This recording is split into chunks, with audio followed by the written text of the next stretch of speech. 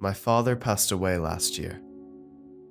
He had been ill for a very long time, so it was a blessed release for him when the end came. The grief didn't hit me at first.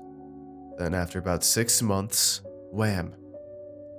I couldn't function, so I started seeing a grief counselor to try and piece myself back together. During those sessions, something unexpected and terrifying happened. I dredged up some long-suppressed memories about a series of sinister encounters I had when I was a small boy. I don't know what to do about them. I hope that by committing this to paper, I can get some sort of closure. My best friend at primary school was John Brookfield. Of course, it was obligatory in 1980s Maryside to shorten that to Brookie. But it seems wrong now to call him anything other than John, especially given what has happened to him. A typical pair of 9-year-olds we were, thick as thieves and obsessed with football. We spent hours playing a game we had christened Subby Footy. The pitch was a concrete subway near my house, 30 meters long and covered in graffiti. The two ends of the tunnel were the goals, and once the ball was in your half, you had 2 touches to try and score. It was the simplest game in the world, and like everything from childhood, the simple pleasures are the best. Classic board games like crossbows and catapults, battleships, and Rebound filled the non-footballing hours. We had all the best games, and I loved going to his house. But better than the game was the food. His mom would always serve up rare delicacies like potato waffles or alpha bites.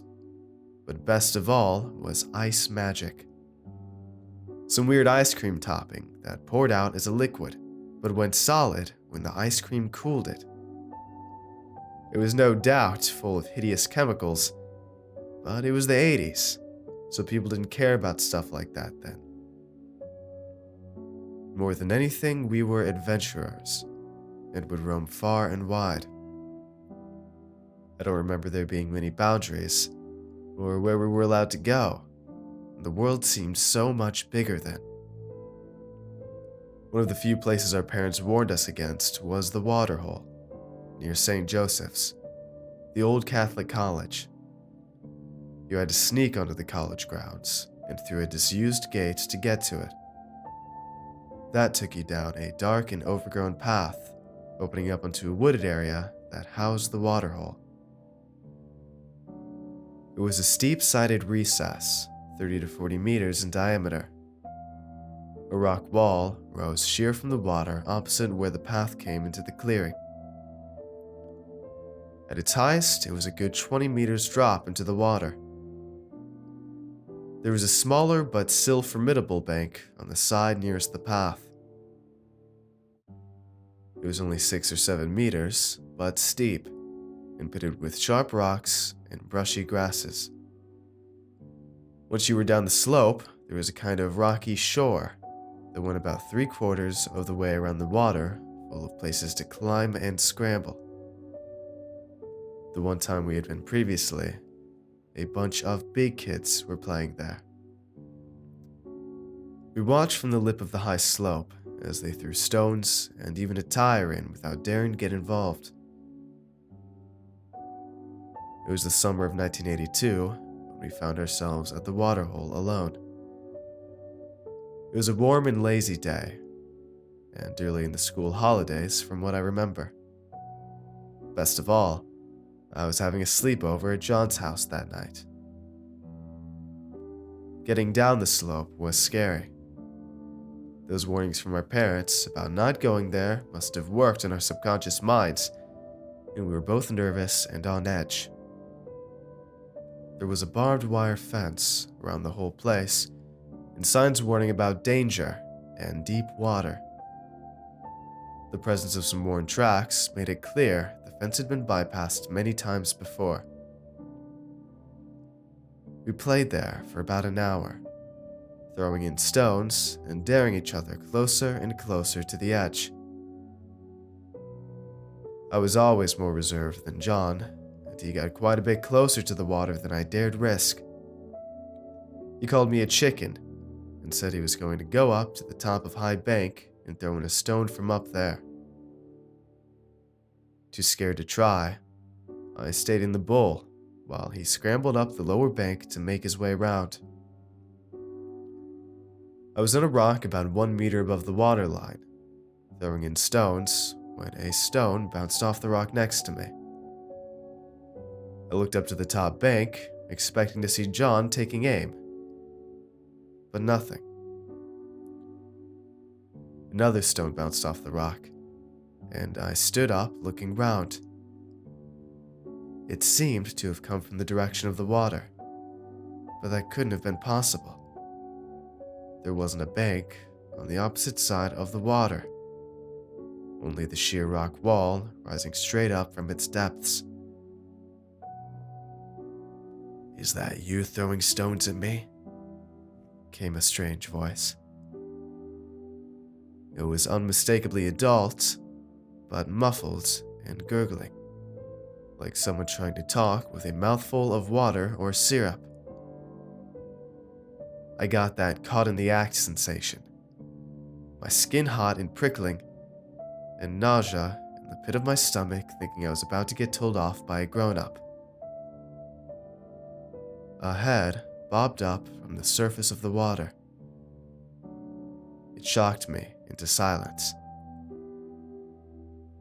The head was very pale, with veiny, translucent flesh. His swollen lips and sunken eyes, all a purple, so dark they were almost black. Water ran down from his lank and patchy hair to the end of his nose, where it rhythmically fell into the water. Drip, drip, drip. "Well, it's rude not to answer a grown-up, especially when you've been throwing stones at me. What's your name, little boy?" His tone was friendly, but his voice was strange. "I'm not supposed to talk to strangers," I said, getting to my feet and edging backwards. "That's right, very good. Of course, I'm only a stranger because we're not friends yet. Would you like to be friends, Andy?" asked the gurgling pale man.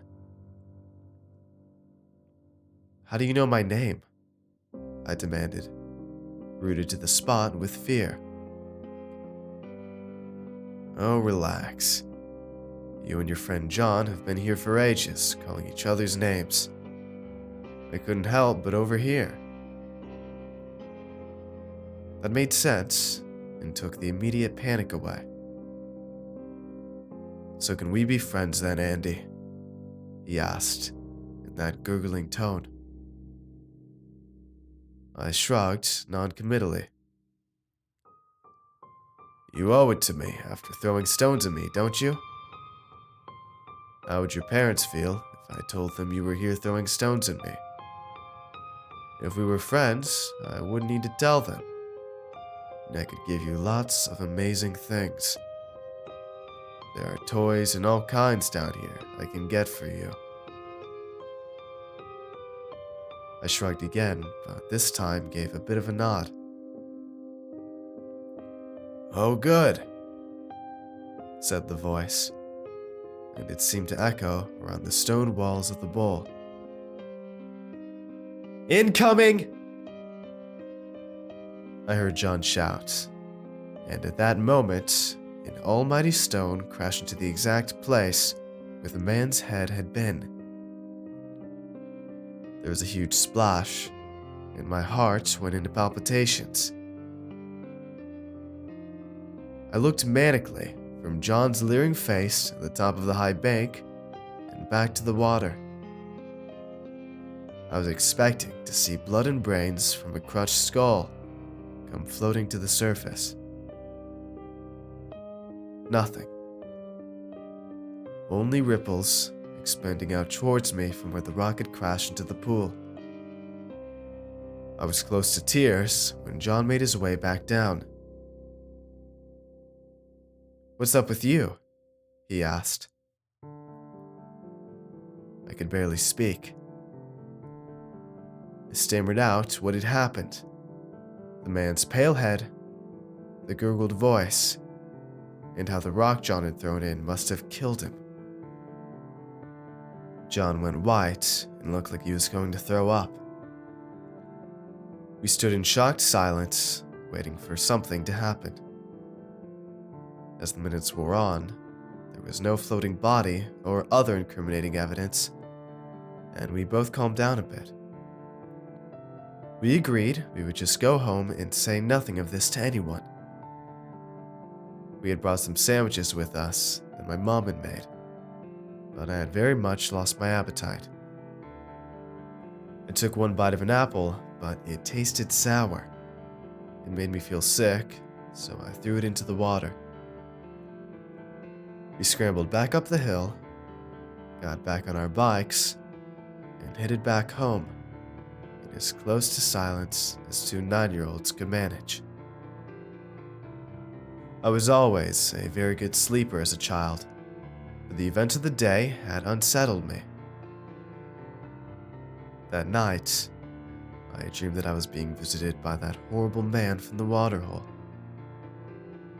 As he walked through my friend's house, I could hear a constant but menacing drip, drip, drip. I woke suddenly from the nightmare, panicked and sweating. I could still hear that ominous drip, drip, drip coming from the corridor towards the room. I scrambled away from the door and woke John up in the process. "He's coming to get us. Listen," I whispered desperately. But as we both sat there in the darkness, all I could hear was my own heart hammering in my chest. After what seemed like an age, and some pleading from me, John went to open his bedroom door. He flicked on his bedside lamp first, and grabbed his junior cricket bat, the likeliest looking weapon we could find. I stood nervously behind him, but when the door swung open, there was nothing there. It took me another 20 minutes to calm down. I eventually plucked up the courage to run over to the toilet for a much-needed pee. In the morning, John's mom told us both off for making a mess and wasting food. She had found an apple with a single bite taken from it, glistening wet on the bathroom shelf. Later that day, when I got dropped off back at home, I overheard John's mom telling mine that I must have had a nightmare. I hope you don't mind me saying, but Andy had a bit of an accident too. I had to clean up a bit of a wet trail leading from the boys' room to the bathroom this morning. I was too scared to mention anything to my parents, not just of this strange man, but also of what my folks would do to me for going to the forbidden waterhole.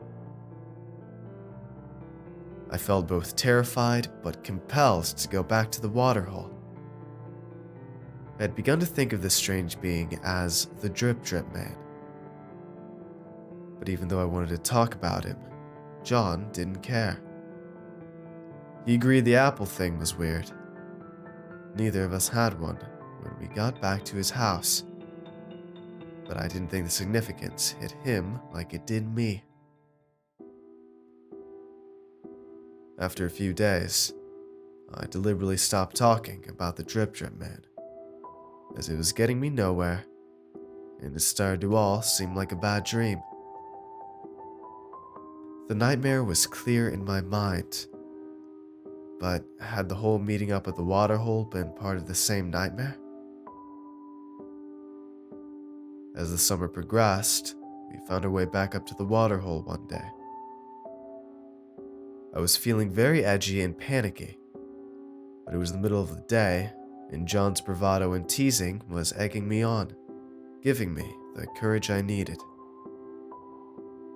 We went down the steep, low slope to the water's edge, and did what everyone feels compelled to do at the water's edge, and threw stones in. The drip drip man was nowhere to be seen, and I was feeling much better about the whole thing, and sure now that it had all been in my mind. I was horribly wrong. It was another sleepover at John's that night. We did the usual sleepover thing of staying up too late chatting.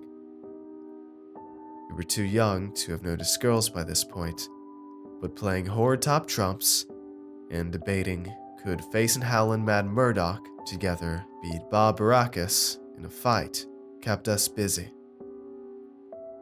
We drifted off in what we thought were the small hours, but were probably no more than about 10 p.m.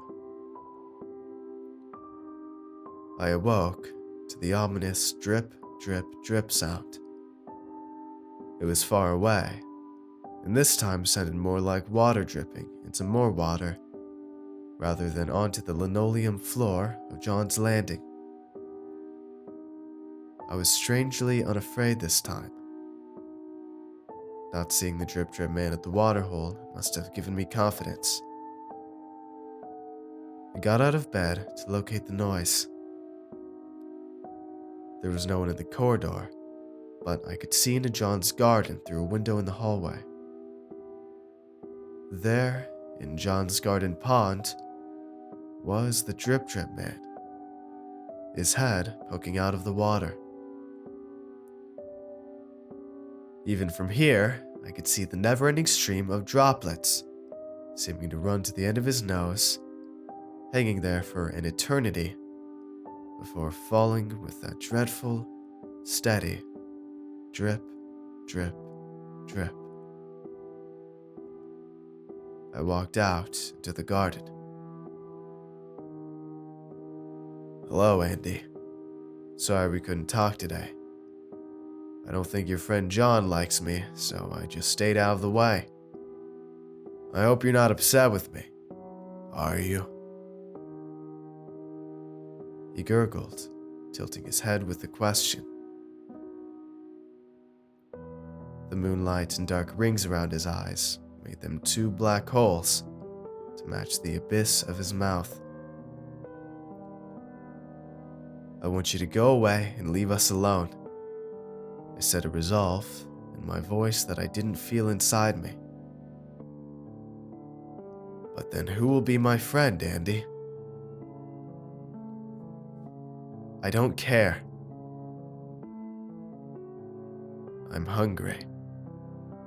I haven't fed for a long time. Will you feed me, Andy?" "No." "Please. You wouldn't want a friend to go hungry, would you? Maybe John would feed me. Should I call him down?" "No," I shouted. "Just go away." "Are you sure you don't want me to call him? We could all be friends together. There's plenty of room down here." "No," I pleaded, my voice wavering now. Okay. I won't call your friend John. I promise," he said, in a conciliatory tone, grinning. "If you want me to go away and leave you alone, you have to do something for me first," he bargained. I said nothing, not daring to speak or move. "It's nothing. Just take a look at this." And he motioned with his head down to where his hands would have been beneath the water. "It's okay. If you just look at this, I'll leave you and your friend alone." he said. I promise. I followed his gaze down to the water, and I could see my own reflection. In the moonlight, I looked pale as the Drip Drip Man, with the same dark eyes and mouth. The ripples in the water, caused by the steady fall of the drops, distorted my reflection. It was no longer my face I was looking at. It was my friend John's. The Drip Drip Man was gone from the pool, and was now reflected behind John, grinning. I felt him push. I woke with a terrified jump, the loud splash still echoing in my waking mind. I sat bolt upright and noticed immediately that John wasn't in his bed, his covers thrown to one side. I shot out of bed and out of the door to the landing window.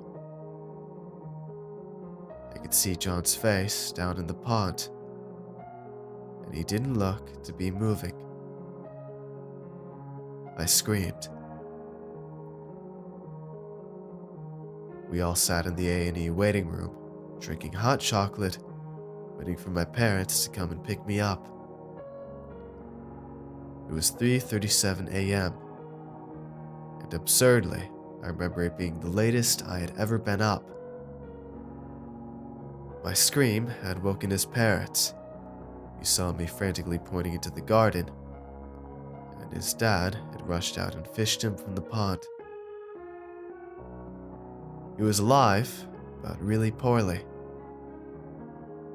Thankfully, he had started coughing and sputtering immediately on being pulled from the pond.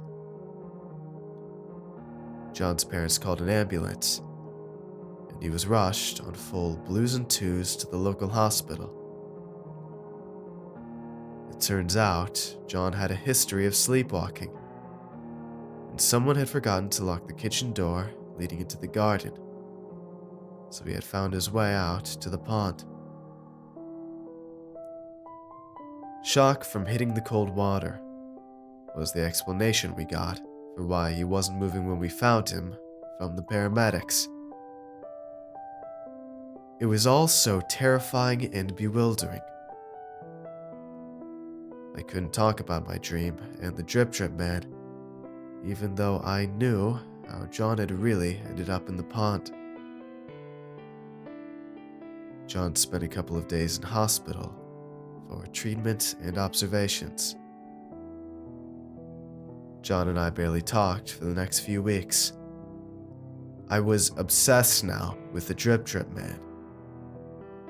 I relentlessly tried to talk to him about how this terrible pale creature had tried to drown him. It just made him angry.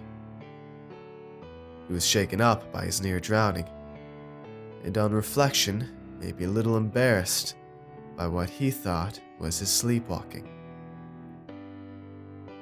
It wasn't until toward the end of the summer before we found ourselves together again, with a day of exploring ahead of us. Even though we had fallen out about the Drip Drip Man several times, we were friends, and friends stick together. Unspoken, our bikes found their way towards the waterhole. It was clear from a distance something serious was going on.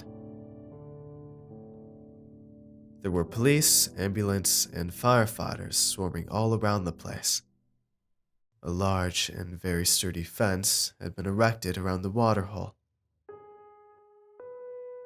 We rode closer, too intimidated by the police to go and ask what was happening, but fascinated and scared. Over the course of the day, a crowd gathered. The emergency services were joined by television crews. On more than one occasion, we saw police frogmen in full scuba gear coming out of the fenced-off compound carrying ominous black bags. As the crowds gathered, the gossip and the rumors grew. A child had fallen in and drowned. It wasn't one child, it was a family. They hadn't fallen in, it was murder, and the bodies had been dumped in the water. We eventually headed home none the wiser. A huge local and national news story emerged over the next few weeks. Police had gone to the waterhole as part of a missing child investigation. A 9-year-old boy called Tommy McIntyre had come home one day from his friends. Police found something at the waterhole that had given them cause to bring in a diver. And that had been the start of the horrific story that began to unfold. The police explored the waterhole for the best part of a fortnight, eventually trying but failing to drain the entire pool.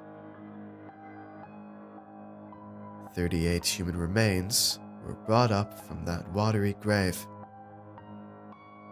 36 children's skeletons and the fresh corpse of Tommy McIntyre. There was also one adult human skeleton recovered.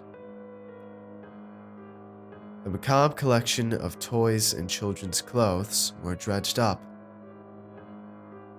Some of the rotted clothes were decades old. In its own right, that is appalling, but it barely scratched the surface of the sinister mystery at the St. Joseph's Waterhole. DNA was in its infancy back in the early 90s, but there were other techniques such as dental and biological profiling to help identify the bodies. I remember the names of the 3 children they were able to identify so clearly. Mike Fairhurst, David Gast, and Stanley Brown. All 9 years old, but reported missing over a span of 30 years, from the 1950s to the 1970s. None were local. It began to look like someone had dumped the bodies of dead children in the same spot over the course of decades. Worse, the adult remains were dated as almost 400 years old. The oldest of the children's remains of a similar age. This whole lost memory has freaked me out. I came home from counseling last week and spent hours on the internet intent on looking up this horrible story to get some sort of closure. I wanted to know how many of those 37 children's skeletons were identified in the end. I need to know if they ever got to the bottom of how and why something like this could happen. Nothing. I've searched for hours, days, scouring first the internet, but then moving on to old microfiche copies of newspapers from around the time at the local library. I have found no mention of the waterhole in connection to any bodies or missing children. The 4 named boys are all still listed as missing on the National Missing Persons Register. My friendship with John never recovered from his fall into the pond. We drifted apart, going to different high schools, and losing touch completely. It's amazing how easy it is to lose touch with a close friend. With modern social media, it wasn't difficult to track him down. I needed to talk to him about this whole episode. Tragically, it seems he passed away about 8 years ago. He was on holiday when it happened. A freak accident on a dolphin watching trip in Tenerife where he fell overboard and drowned. He died on the 19th August 2009.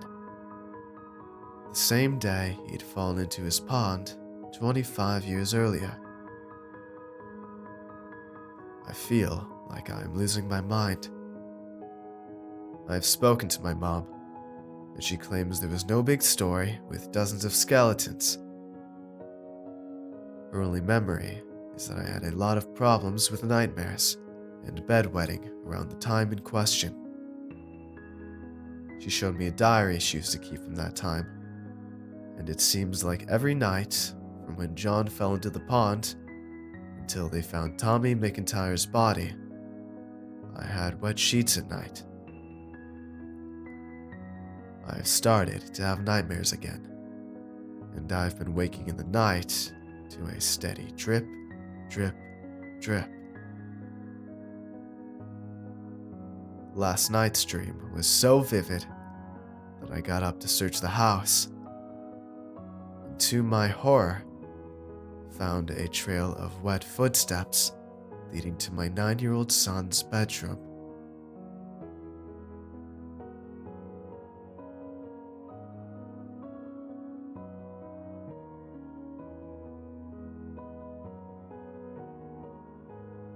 Hey everyone, I hope you enjoyed today's video.